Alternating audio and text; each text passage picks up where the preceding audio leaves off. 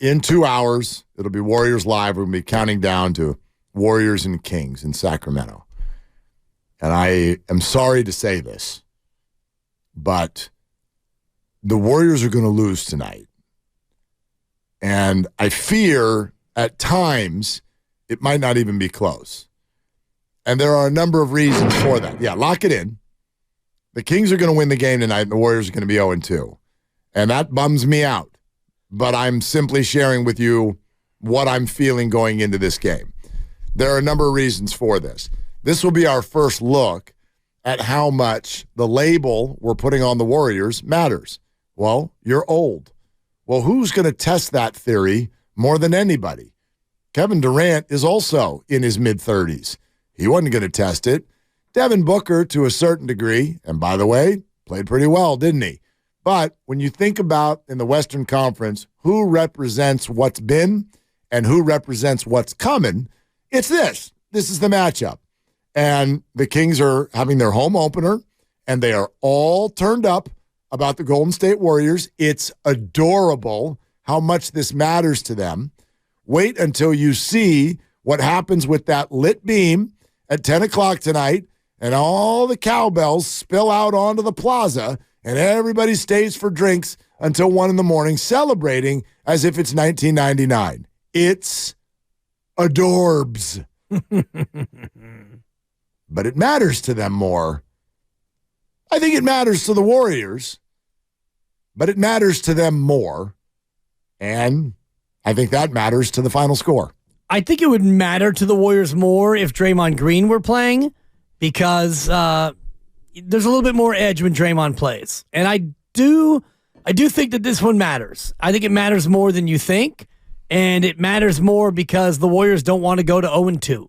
They lost to Phoenix, and, not that they shouldn't have lost to Phoenix, but you could easily see why they lost to Phoenix. It's because they couldn't hit a shot. And Guru has already predicted, that Klay Thompson's going to have a big night tonight. That'd be great. Yeah, it's going to be Klay's coming out party. I hope to hell I am all kinds of wrong, and it is mea culpa time on Monday at 2. I hope that that's what happens. Well, you're banking on the fact that we'll be talking Niners on Monday. No, I'm not. I'll face this if I'm wrong. It's just how I'm feeling. I think it matters to the Kings more. I do. I love the response where, the Warriors don't want to fall to 0-2. What the hell does it matter what they want? The Niners didn't want to lose the last 2 in a row, but they did. But in terms of effort and desire, I do think that the Warriors are going to come out and they're going to try to win this game more than maybe you're letting on. Okay, the Kings aren't going to match the Warriors' effort? That's kind of what I'm getting at. I get it, but are the Kings better than the Warriors? At home? I mean, they're favored. They're supposed to win the game. Last time these two teams played a meaningful game there, Steph put up 50. Granted, Game 7, very different playoffs against a bunch of pops. This is the regular season, and this is circled. This is this is a big bleeping deal. I bet, the doors aren't open yet, but I bet that outside Golden 1 right now, it is jamming. Nobody worked to the buzzer in Sacramento tonight. Nobody worked till 5 o'clock. They are wasted in the plaza right now. Absolutely turned up, turned to the side, lit up, whatever you want to say. They are on their ear for this one tonight. And that's the way that arena is. And it's the way this franchise is. They're going to match every effort of the Golden State Warriors. I think the Warriors are going to have to play really well to win this basketball game. They have to play better than they did on opening night, That's for sure, because they couldn't hit the broadside of Barnyard on Tuesday night at home. They shot the ball terribly, and that's Steph and Klay and everybody. I think that they're going to need Andrew Wiggins to actually try to put his imprint on the ball game more than he did Tuesday. You're listening to 95.7 The Game, KGMZ, FM, and HD1. San Francisco, always live on the free Odyssey app, Twitch, and YouTube, powered by First NorCal Credit Union. Yeah, man, listen, this is what I think. I think that the Warriors have an interesting schedule to start this off. I don't think this is going to crater into something concerning. However, it was interesting today to listen to one man's opinion, but Jay Williams was all over ESPN, And there were a couple of things that came up. He talked about who he favors as the second favorite in the West behind the Denver Nuggets, and he said it is the Sacramento Kings. And what I noticed is that when Stephen A. lost his mind and was like, how dare you, said the Sacramento Kings, are you crazy? And then he listed a bunch of teams that he feels should be up there instead of the Sacramento Kings. And guess what I didn't hear? I never heard him say Golden State. Really? I heard him say, what are you talking about? You favor the Kings over the Lakers? You favor them over the Clippers? You favor them over the Suns? You favor them over all those teams? He never said the Golden State Warriors. And then Jay Williams later in the show said he says the Warriors are going to be in the play-in tournament this year, mainly because of age. That's shocking. It's shocking to me, Mark. Is it? Shocking that you would put them in the play-in tournament and the odds makers put them in the top 4 or 5 in the Western Conference. And I guess if you're outside the top 6, you're in the play-in tournament. But correct. I'd be hard-pressed to find 6 teams that I would absolutely put above the Warriors in the West. And, the Lakers, fine. Denver, sure. Phoenix, I'll give it to you. After that, I think the Warriors are in that group of teams that you would look at and say, absolutely, they're right there. So are they between 4 and 9? I would put them at the top end of that group between 4 and 9 in the West. Yeah, one man's opinion, ESPN, here it is. Denver is the favorite. We all know that. Yes. Sacramento got the best odds, in my opinion, to contend for a championship more than any other team in the Western Conference other than Denver. Other than Denver? Other than Denver. That's it? Sacramento over both LA squads? Yes. And Phoenix? Yes. Oh, so you get drug test. Got a little drug test in there at the end. He needed a drug test. But I'm sitting there going, man, how many more teams was Stephen A. going to mention until he got to the Golden State Warriors? Right? Not 5, not 6, not 7. Not 5, not 6, not 7. So I'm not saying I agree by any stretch, and I am certainly not eliminating the Warriors from getting a top 6 seed. I would predict that they do get a top 6 seed, but I will continue to point out what I feel is a very, very fair thing to say. I'm not the only one saying it, so this is nothing earth-shattering, but the Warriors are incredibly old, and that usually doesn't work. Yeah, that's all. I mean, I'm not saying that it can't this time.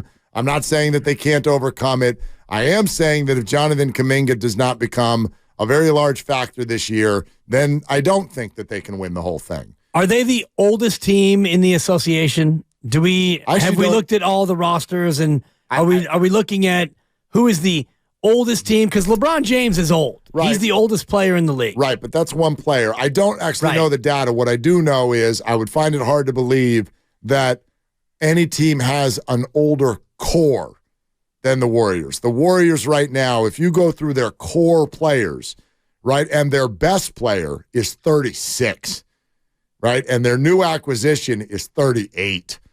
And Draymond and Clay have both had their 33rd birthday. And even if, Wiggins is still certainly young enough. Yeah. And Kevon is young enough, even though we all think he looks and acts like he's 53. Mm-hmm. You know what I mean? Like that core, there's no escaping it. They're older than all the other cores. I have the list of the oldest teams in the NBA. Here we go. Ready? Game Let's show go music. Live to Lucas in the other room. The Warriors, the Golden State Warriors, your Golden State Warriors, are the 4th oldest team in the NBA. Oh, geez. Can you name the 3 teams that are older? The older teams than the Warriors. Now, can I ask, is that just, you're talking about average age of the whole roster, right? Yep. Okay. Oh, God, what would you say, Dibs? You got anything pop out? The first one that popped into my mind was Miami, the Miami Heat, as being older than the Warriors. That's a good guess. It's a good guess. Apparently, it's not. They correct. are the 5th oldest team. Okay. Good guess. It was indeed a good guess. Number 5. Let's say I'm gonna go with, how about the Chicago Bulls? Not in the top 10. Not in the top 10. You got any more guesses? How about Milwaukee? Number two. Really? Number two. Number Nice job. two. Okay. Thank you. Well, I mean, I guess we should. The Lakers. How about the Lakers? Okay. Man. Boy. Grandy, how's it feel to buzz Mark for a change and Yeah. not the Dibber? Not in the top 10, the Pretty Lakers. excited about it, actually. So there you go. LeBron James, the oldest guy. Sure. And still not even in the top 10. Little hint, though. I give up. The other LA team is the oldest team Yeah. in the league. The Clip joint, yeah. Okay. Clippers 1, Bucks Number 2, 1. Number 2. Celtic 76ers 3. 76ers was probably going to be Warriors 4. my next guess. Okay. Number 4. All right. And what's the Warriors' average age, Lucas? They are 28 and a half years old on average. Which, by the way, I mean, that's getting yanked down by people who Well, are not playing minutes. This is where, That's what I'm talking and that's why about. I was asking Yeah. you about this very topic, because if you want to talk about core, and you mentioned it, the Warriors core, and Steph, by the way, only 35. Quit trying to age him. He won't be 36 until March. Okay. But your point is well served. By the playoffs, yes. If you want to talk about average age and you want to throw in Podziemski, who's YTP yet to play, and you can throw in some of the other guys who actually don't play, Well, and that Kuminga- definitely brings it down. Kuminga's 21. But he plays. He's in the core. Yes, yeah. And Moses Moody's 21. I'm just Plays. like, yep, he does. Yep. He does. Lester Quinones is 22. See, that's, yeah. Yeah. But he certainly brings down the average, but he's yet to play. And I would imagine he'll play in Santa Cruz before he plays in San Francisco. Do we have any advanced analytics on age based on minutes played? Because I bet you the Warriors win that one. A little early for that, one game in. I know. But that's definitely a good one. You talk about years per minute, YPM. It's a thing. And, yeah, the guys that they have playing big minutes are older than most. Let's go to Polo in Redwood City. Hey, Polo, what are you doing? Hey, nothing. Just finished getting me some Starbucks. Hey, I got a quick question for y'all. What's up? Hey, do y'all think the Warriors go play Jackson Davis tonight? Man, if they do, that would be really cool, because I was kind of worried with the big guy last game where he was just tackling the rim and he looked awfully horrible. I think it's Jurkic, or I don't know how to say his name. Oh, you're talking about Saric? Dario Saric? Yeah. Yeah, it was just stressful seeing him trying to attack the rim and nothing was happening. Oh, yeah. I thought he had actually some tough luck in that basketball game, but I hear you. Polo, I mean, I think we're all interested to see these guys, but if you're asking me if I think they're going to play, I think the answer is no. No, I don't think they're going to play. The first road game of the Warriors season, and they're going to stick the rookies in when they didn't play them at home, and Steve Kerr, we asked him directly, like, what are we looking at there? And his answer, which I don't have in front of me, but his answer was very, very much like, we'll see if they can play their way in to roles. Right. Which I don't think they did in the two practices that they've had since we had that conversation. Steiny's take was a little bit more direct. He and Guru had this conversation, and he said, do you want to win, Goo? Yeah. Do you want to win against Sacramento? Because he was implying that it is fair. It's fair in that, you know, if you're going to get these guys minutes, if you're going to graduate them into the lineup, a better spot would probably be Monday at New Orleans, second half of a back-to-back, where you probably will have some guys getting load managed. We actually do have Steve Kerr. What about the new guys, the rooks, the draft picks? What do you think? I think they're both good enough to be in our rotation at some point this year. But I could say the same thing about 10 other guys, or 11 other guys or something. So it's all going to be based on opportunity. And my experience is that opportunity always comes in the NBA. It's just 82 games. There's so much stuff that happens, injuries, trades, whatever. You just always have to stay ready. And I think if Brandon and Trace do that, then they're going to get their chance and they're going to succeed. Okay, so at some point, followed by a but.